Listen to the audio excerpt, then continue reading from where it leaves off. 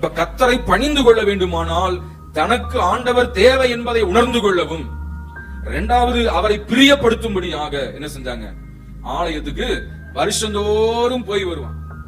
அப்போ அவன் வருஷத்துக்கு ஒரு தானே போனான், நானும் அந்த மாதிரி வரேன். அவங்க இருந்த காலம் அந்த காலம். இந்த நாட்கள்ல ஆண்டவர் நமக்கு என்ன செஞ்சிருக்காருங்க, ஒவ்வொரு வாரமும் ஆண்டவர் ஆராதிக்க வலியுறுத்தி இருக்கிறார். அல்லேலூயா.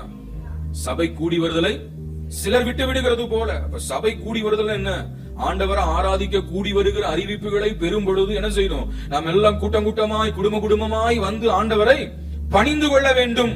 அல்லேலூயா. பணிந்து கொள்ளுதல் என்னது, ஆண்டவரை பாடுறது பணிந்து கொள்ளுதல். இப்ப பாடுற நேரத்துல பாடணும், துதியுங்கள் சொல்ல துதிக்கிற நேரத்துல துதிக்கணும். அல்லேலூயா. அதுதான் பணிந்து கொள்ளுதல். ஜெபிங்க, ஸ்தோத்திரம் பண்ணுவோம், அந்த நேரத்துல என்ன செய்யணும், ஸ்தோத்திரம் பண்ணணும். வசனத்தை கேட்கிற நேரத்துல வசனத்தை கேட்கணும். ஆமென். இதெல்லாம் தான் பணிந்து கொள்ளுதல். ஆக இந்த பணிந்து கொள்ளும் பொழுது நம்மை ஆண்டவருக்கு ஒப்புக் கொடுக்கிறோம் என்ற அர்த்தம். இதை ஆண்டவர் பார்த்து கொண்டே இருக்கிறார். அவருடைய சிங்காசனம் பரலோகத்தில் இருக்கிறது. அவர் மனுப்புத்திரரை கண்ணோக்கி பார்த்து கொண்டே இருக்கிறார். யார் யார் எப்படி வராங்க, என்ன பண்றாங்க, ஏது பண்றாங்க, எல்லாவற்றையும் ஆண்டவர் பார்த்து கொண்டிருக்கிறார். அல்லேலூயா.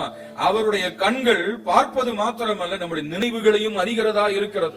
வேதம் சொல்லுகிறது அவருடைய இமைகள் நம்மை சோதித்து அறிகிறது. ஆமென். not only he is looking but he could sense our spirit. என்ன நினைக்கிறோம்ன்றது என்ன செய்யறாரு, அறிந்து இருக்கிறார். அல்லேலூயா. ஆக எப்படி வர, எப்படி பணிந்து கொள்ளுகிறோம் என்பதை ஆண்டவர் என்ன செய்யறாரு, பார்த்து கொண்டே இருக்கிறார். இந்த எல்கானா உண்மையாய் தேவனை ஆராதிக்க போனான்.